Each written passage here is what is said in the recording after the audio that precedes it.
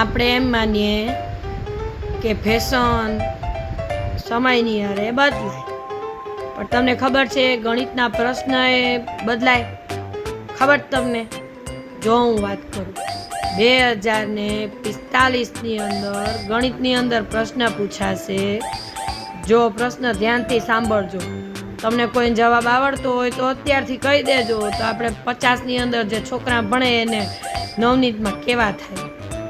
જો 7G નેટની speed પ્રતિ second 5 GB હોય, ધ્યાનથી સાંભળજો સવાલ, બહુ અઘરો જ બાપલિયા. જો 7Gની નેટની સ્પીડ પ્રતિ સેકન્ડ 5 GB હોય તો 1 મહિનાનું નેટ પેક ખરીદવા માટે કેટલા વીઘા જમીન વેચવી પડે? કોઈને ખબર હોય તો કહેજો. અત્યારે જ આપણે નેટ પેક 40નું રિચાર્જ કરો ને 50નું રિચાર્જ કરો ને તો 2050ની અંદર તો શું સીન આવશે બાપા. હવે એક બીજી વાત કરું તમને કે આપણે તો શું છે કે આપણી ભણવાની વાત બહુ કરી કે આપણે ભણતા ત્યારે આમ હતું તેમ હતું, આપણે મોટી મોટી વાતો આપણા છોકરાઓને કરી. હવે એવી રીતે હું ઘરની બહાર બેઠી હોઈશ ને તો અમારા ઘરની આજુબાજુમાં બહુ બધા તોફાની છોકરાઓ રહે.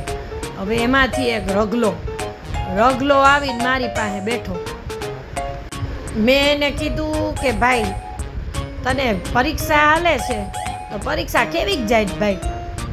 તો હવે એણે તો સિંઘમ સ્ટાઇલમાં કીધું, જો મેં વાંચતા હું ને वो एग्जाम में कभी नहीं आता और जो मैं नहीं वाँचता वो डेफिनेटली आता है. बोलो લ્યો, હવે સિંગમ આવડા 5 વર્ષના ઢેણિયામાં આવી ગયું. હવે શું કરવું આમાં? પણ એ ભૂરો તો છે ને બહુ બાપા બહુ પહોંચેલો.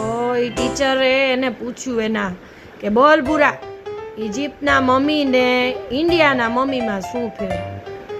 ભૂરો બોલ્યો બાકી ઇજિપ્તના મમ્મીથી છોકરા બીવે અને ઇન્ડિયાના મમ્મીથી છોકરા ને પપ્પા બીવે. ટીચરે ભૂરાને ગળે લગાડી દીધો, ખુશ થઈ ગયા.